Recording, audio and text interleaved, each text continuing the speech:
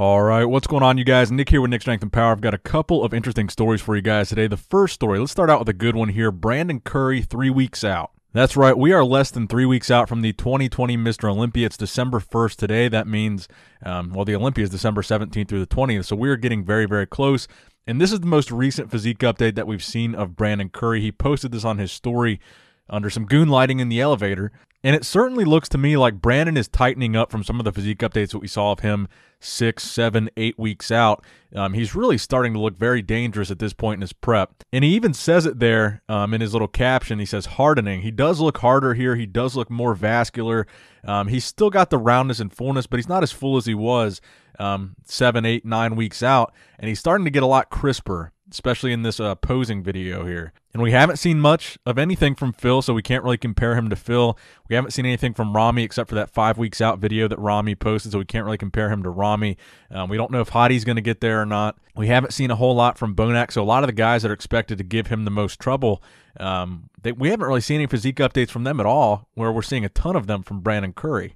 And also, Brandon just announced on his Instagram that he's actually launching his own supplement line with a partnership with Tiger Fitness. It's going to be called O15 Nutrition because if you guys didn't know, Brandon is the 15th man to win the Mr. Olympia. He is number 15.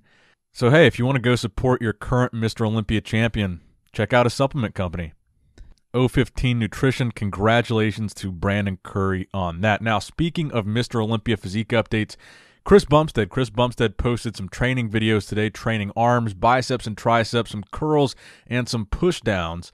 And Chris is looking extremely lean and extremely depleted. Depleted in a good way. He's depleted where he wants to be at 3 weeks out. But you can definitely tell in his face. You can see it in his frame. You can tell he's really sucked down. You can tell he's really dieting hard. You can tell that Chris is in really good shape. And obviously, we've seen all the physique updates, the posing videos that he's posted. He's in tremendous shape right now. But here we are within 3 weeks of the Olympia. You can really see that it's crunch time for Chris, Brandon, and the next guy that we're going to talk about here. But Chris is looking good, and I want to talk about Breon, though. So Breon obviously was the two-time Mr. Olympia champion prior to Chris Bumstead in Classic Physique. He's been posting some really impressive physique updates as well, and I got to give him props. He's been looking really good. In the physique update that he posted the other day, another front double bicep with a vacuum pose, but this is more of a crucifix pose kind of. I guess it's like a hybrid of a crucifix pose and a front double bicep. Crucifix pose, the arms are a little bit more extended. He's kind of half cocked, I guess you could say. But what I like about Breon is that he seems to really be focusing on his classic poses. His vacuum pose, he's hitting these great poses like the crucifix, and his conditioning is looking extremely sharp, and that always is going to count for something. But man, I got to call it like I see it. Breon is looking extremely impressive in every update that he's posted.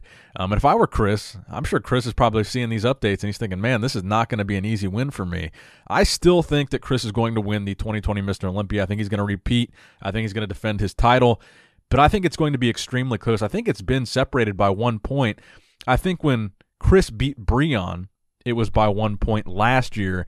And the year before, when Breon beat Chris, he only beat Chris by 1 point. So they're very, very close, a neck-and-neck rivalry. It's not like something where they're separated by a tremendous amount.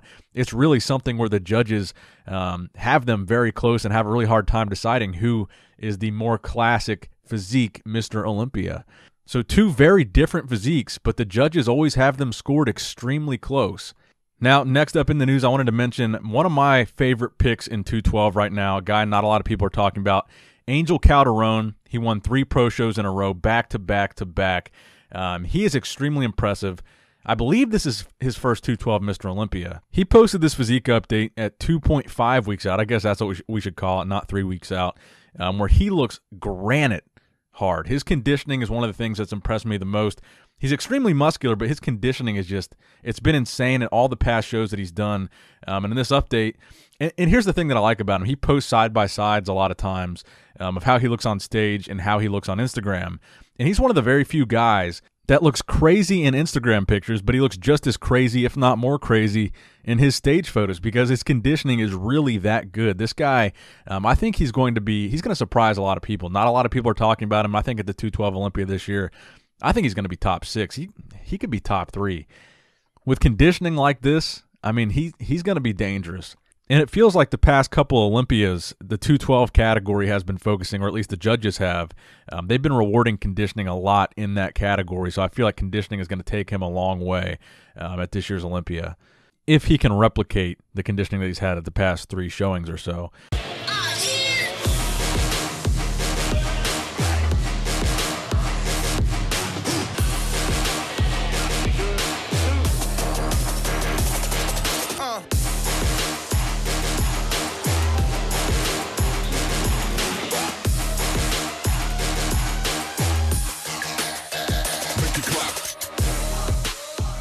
Now, another guy in Classic Physique, here's another guy that I like for the Classic Physique lineup. Alex Cambronero, he's your Arnold Classic Physique champion for 2020.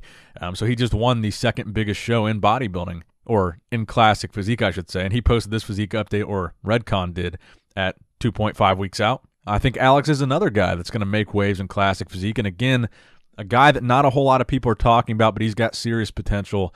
And I think he's going to be another guy that's I've said this a lot, potential top 6, but these guys are wild cards, man. Anything can happen at the Olympia, especially in Classic Physique, where you've got a lineup of what? There's like 30 or 40 dudes, maybe not 40. There's like 30 dudes in Classic Physique for the Olympia lineup. Really anything could happen when you're narrowing it down to 6. But I guess only time will tell, and we're going to have to wait to see how the cookie crumbles at the Olympia in 2.5 weeks. Now, one more wild card I want to throw in here. Let's throw in one for men's open bodybuilding. Maxx Charles posted this physique update at 3 weeks out from the Olympia. Maxx Charles, one of the most shredded bodybuilders that we've seen compete lately, arguably the most shredded in the New York Pro, the Cali Pro. He was second there, and at the New York Pro, what was he? 4th, 5th? He was like outside of the top 3 when he was the most shredded guy in the show. So Maxx is another men's open bodybuilding wild card. He qualified for the Olympia on points. He did not win a show this season. But if he brings conditioning equal to or greater than the conditioning that he brought at the New York Pro, which his conditioning there was exceptional, I think this is another guy that could be very dangerous in a lineup where some guys might not be in shape. A guy like Maxx could beat those guys. He's got a little bit of imbalance between his upper body and his lower body. His lower body is certainly lacking in comparison to his upper body. He doesn't have the strongest back. But when he comes in shape, you can kind of overlook some of those weak points because he comes in so lean. And Maxx is one of those cases where you can sacrifice a little size for detail, or you can overlook a little imbalance for better detail. So I would say we've got quite a bit to look forward to at this year's Mr. Olympia, but we've got one more thing to look forward to in January. So Hafthor Bjornsson, as you guys know, he's going to be fighting Eddie Hall in September of 2021. So in January of 2021, he just announced this on his Instagram. He's going to be having a fight before his fight with Eddie, and this is going to be an exhibition fight. And this is going to be January 16th, 2021. It's going to be in Reykjavik, Iceland. And he's going to be boxing against a pro by the name of Stephen Ward. So I want to know your guys' opinion on this, and your opinion on just celebrity boxing in general, because I feel like lately, I mean, we just had the Tyson fight, the Jake Paul fight, and I feel like it's starting to get kind of played out. It's getting kind of redundant for me. I'm not as into it as I was when it first started to become a thing, and now everyone's doing celebrity boxing, YouTuber boxing, crossover boxing from other sports. So I want to know what you guys think. Are you here for the celebrity boxing thing? Will you guys be watching? Will you guys be watching this exhibition fight in January of Hafthor and Stephen Ward? Let me know in the comment section below. But that's going to wrap it up for the video today, guys. I hope you did, in fact, enjoy it. Please give it a thumbs up if you did enjoy it. Please subscribe to this channel if you have not subscribed yet already. As always, I love you guys. I appreciate you guys. Nick Strength and Power, signing out.